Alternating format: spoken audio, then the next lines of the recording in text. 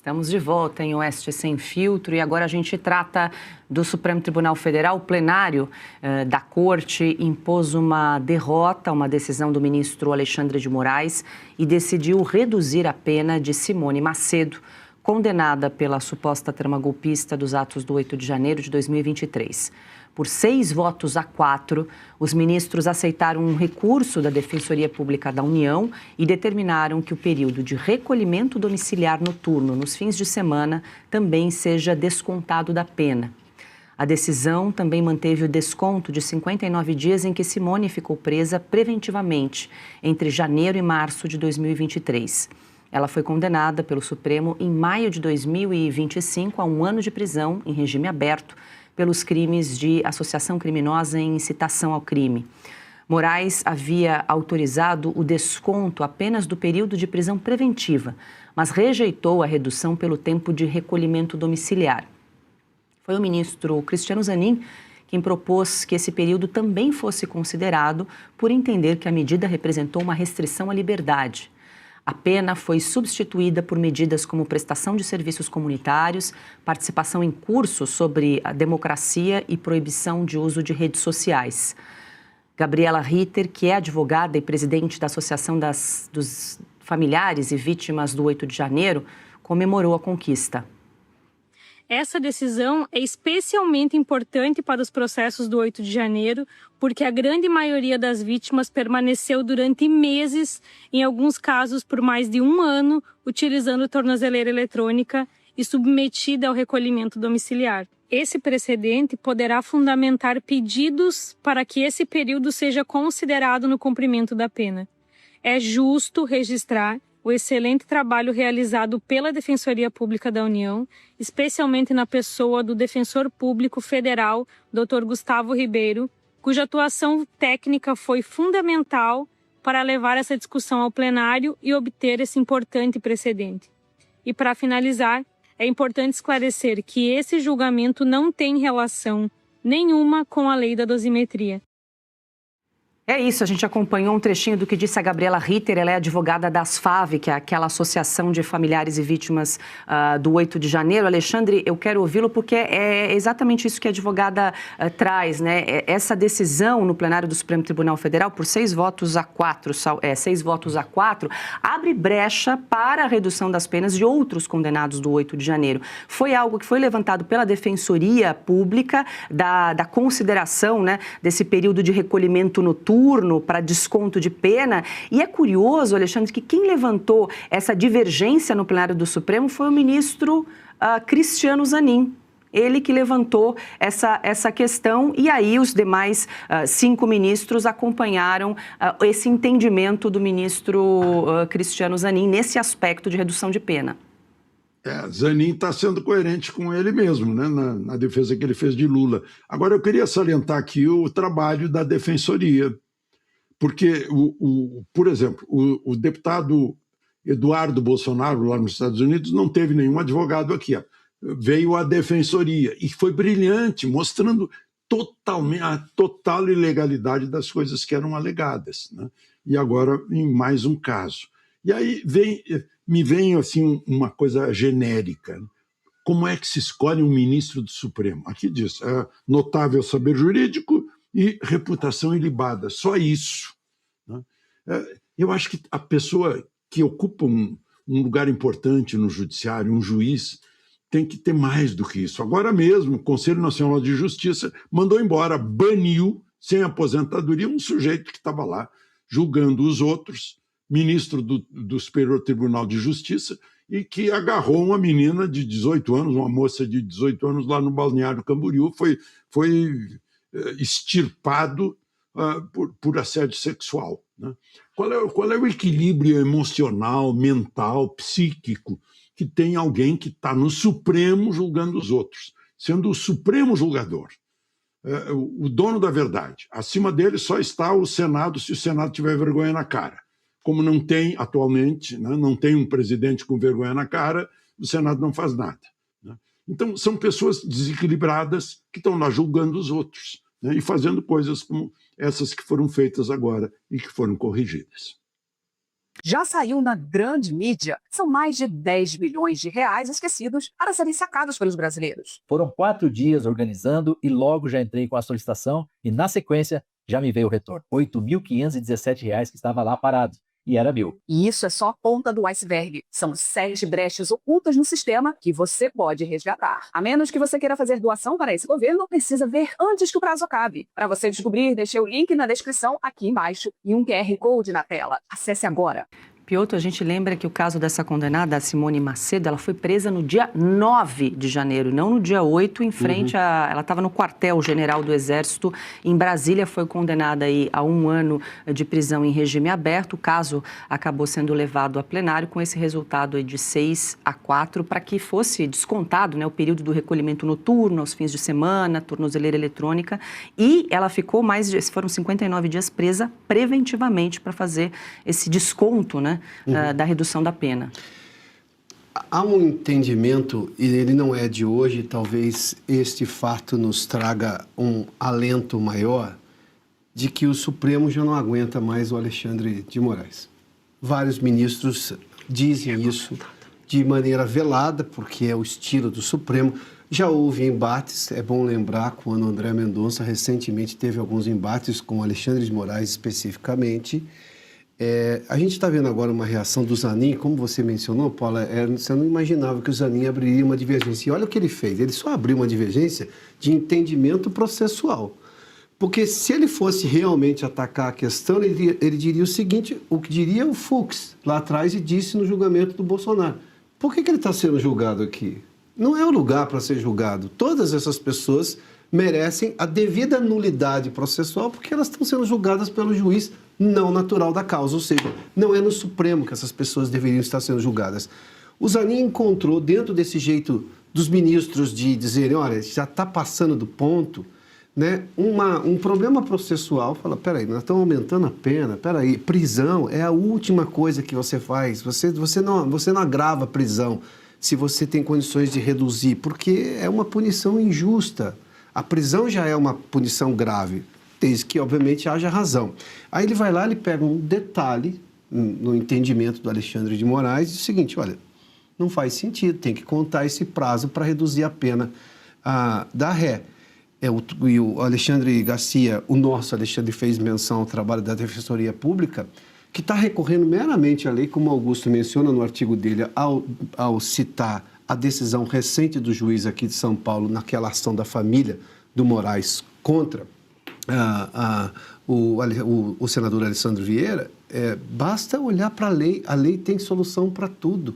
E a lei está dizendo, tudo que vocês fizeram é um absurdo, tudo que vocês fizeram é uma mentira processual, é uma mentira de justiça. Não dá para dizer de outra maneira. E olha que, só para citar aqui, o Zanin foi acompanhado pelo André Mendonça, o que era de se esperar pela lógica do que tem feito no dia a dia. O Edson Fachin, que convenhamos, também já fez menções assim, que pese o fato de ter reclamações aqui ou ali. A Carmen Lúcia, felizmente a Carmen Lúcia está retomando a sobriedade, porque ninguém duvida que ela conhece direito. Nós estávamos espantados com algumas decisões e entendimentos que ela tinha, porque não combinava a Carmen Lúcia com a própria Carmen Lúcia. Luiz Fux, que também, obviamente, pelo voto que ele deu no caso do Bolsonaro, ele está inconformado com tudo que está acontecendo, e o Gilmar Mendes. Aí você vê que até ministros que, digamos, faziam parte de quase uma união ali, digamos, insofismável, porque eles estavam todos juntos ali, começam a exibir claramente que, olha, está passando além do limite já faz muito tempo. Mas eu vou só pegar, esse é só um detalhe processual que o Zanin tomou. Se algum juiz começar a levantar a voz, bom, passado todo aquele momento absurdo, vamos lembrar, essas pessoas deveriam estar sendo julgadas aqui? Não, então é o seguinte, por 6-5, 6-5 não será, porque estão só em 10 ministros, sei lá, por 4-3, o que nós tivemos lá, vamos devolver essas pessoas à liberdade, porque elas são vítimas do Supremo Tribunal Federal, que não deu a elas o direito, o devido processo legal e muito menos a ampla defesa. E tirou-as do lugar certo de serem julgadas, se é que deveriam, e levou-as para um tribunal de exceção, que foi o Supremo Tribunal Federal nesse caso. E só para complementar, o ministro Alexandre de Moraes, então, foi voto vencido ao lado de Flávio Dino. Cássio Nunes Marques e Dias Toffoli, Augusto. Veja só, o Piotr tem razão, quer dizer, bastaria... nós estamos tratando como grande notícia o cumprimento de algumas normas legais. Sim. Quer dizer, não deveria estar sendo julgado lá, no lugar errado. Isso aí já basta para justificar a discordância, né, da medida adotada pelo Moraes, errada como todas as outras. Agora, não deveria estar sendo julgada. É isso. Ele não fez nada. Mulher, nós estamos num país tão estranho que o cumprimento da lei, de algumas normas legais, repito, por um ministro do Supremo, já é uma grande notícia. Deus, isso. É grande notícia por quê? Porque finalmente eles estão começando a se cansar, eles próprios, do ministro Moraes. Moraes não consegue mais impor a sua vontade, porque o que vem acontecendo, o que tem acontecido nos últimos 6 anos é isso, a imposição da vontade de um ministro, né, com a cumplicidade direta de alguns e a omissão dos outros. O Supremo tem de entender que essas pessoas que continuam presas não cometeram crime nenhum que justificasse esse tipo de prisão. É o mínimo que se pode fazer, começar a cumprir isso aí e imediatamente botar em vigor a lei da dosimetria. É o mínimo. Sim. Porque não cometeram crime. A lei da dosimetria não corrige esse crime que foi cometido pelo Supremo. Sim. Não apaga. Mas pelo menos isso, redução da pena, eles têm de aprovar imediatamente. Augusto, você fez menção e a gente vai registrar, então, na tela, essa arte, né, da dosimetria que a gente lembra sempre aqui no programa. 91 dias sem aplicação da lei da dosimetria, uma lei que foi aprovada lá no dia 8 de maio de 2026 e segue parada nas mãos do ministro Moraes. Que eles tenham começado a abrir os olhos, agora precisam abrir completamente e enxergar isso aí. Paula, você sabe, tem uma coisa no direito chama-se o ato jurídico perfeito. É quando você recorre, você vai a todas as instâncias, ou seja, não tem mais o que acontecer, a justiça decidiu, aquilo está pacificado e acabou. Isso é a democracia perfeita, porque o Congresso votou, em que pese o fato de ser uma lei ruim diante do que deveria acontecer. Mas eu estou pegando só pelo valor de face. O Congresso votou, a Câmara e o Senado. O Lula, dentro das suas atribuições, embora tenha tomado uma decisão equivocada, completamente absurda, vetou. O Congresso derrubou os vetos. Acabou essa discussão. Isso é a democracia, está tudo na Constituição. Houve discordância do presidente por questões meramente políticas, eleitorais, enfim, é uma coisa vergonhosa a decisão do Lula. Mas o Congresso foi lá e falou, tá bom, então traz de volta. Derrubamos o voto. Aí vem... O Moraes examinou o texto. Que foi ele que escreveu. Absurdo, né? Exatamente. Aliás, o Paulinho da Força contava nos bastidores da Câmara para quem quisesse ouvir, porque não estava nem, digamos, não era nem segredo. Não, mas isso aqui não põe que o Moraes não quer. Veja só. Ainda assim, ele se atém a... São 2 ações, né? Do PSOL e a outra da Associação Brasileira de Imprensa, que não me representa. Eu nem sei exatamente quem é a tal da Associação Brasileira de Imprensa hoje. Eu conhecia do passado. Ana, só para a gente fechar, essa decisão é importante também porque ela abre caminho para outros também condenados pedirem, né, que essa decisão seja aplicada a eles, esse desconto da pena, essa redução da pena, já que a lei da dosimetria está travada no gabinete do ministro Alexandre de Moraes.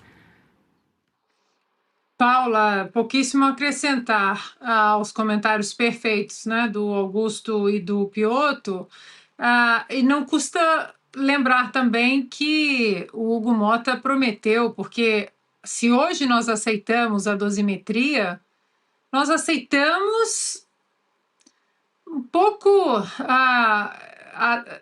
porque temos que aceitar, porque tem muita gente inocente presa e essas pessoas precisam sair. Qualquer tempo conta, qualquer dia conta, né, de uma maneira importantíssima na vida dessas pessoas. Mas o Hugo Motta prometeu a anistia quando ele quis ser presidente da Câmara dos Deputados. Ele prometeu isso abertamente, não foi conchavo de bastidor e aí depois voltou e entregou uma coisa aqui, aquelas coisas que a gente sabe que normalmente acontece nos bastidores da política e de Brasília, como o Alexandre Garcia sabe muito bem há muitos anos. Mas ele disse em entrevistas, há entrevistas e vídeos do Hugo Motta prometendo a anistia. A anistia. Então, que esse primeiro passo, Paula, não seja apenas o primeiro passo para a derrota geral do Alexandre de Moraes, que já fez estragos demais para o nosso país, mas que seja o primeiro passo para a anistia. Essas pessoas não cometeram crime algum, não houve golpe, não houve tentativa de golpe. A gente sempre menciona aqui, o próprio ministro da Defesa, o Múcio, ministro da Defesa do Lula, diz que não houve golpe, não houve tentativa de golpe. Essas pessoas são inocentes, são presos políticos do Alexandre de Moraes. Então, que seja o primeiro passo para isso também, Paula. E se você pudesse ter acesso aos bastidores do Sem Filtro e conversar direto com os comentaristas e âncoras da Oeste?